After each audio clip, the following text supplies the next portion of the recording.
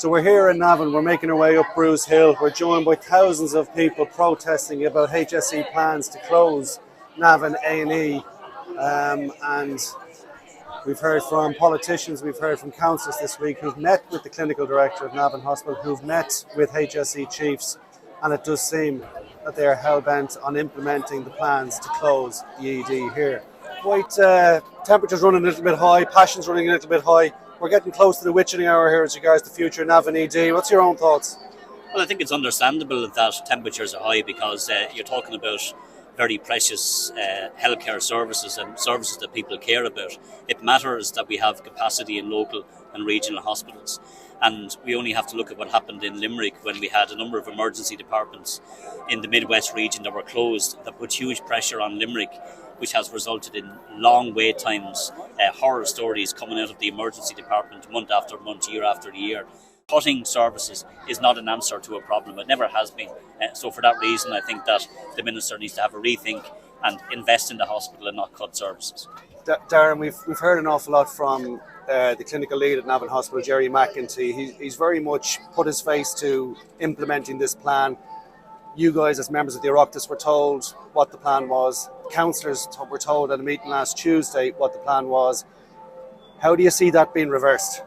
Well, it will be reversed if the government make the decision that it should be reversed. And I have to say, no harm to Jerry McEntee, but the plan that the HSE have come with will make matters worse. And we have heard that from clinicians on the front line, both in Navan and in Drogheda, in black and white, in the letter they submitted to the Minister.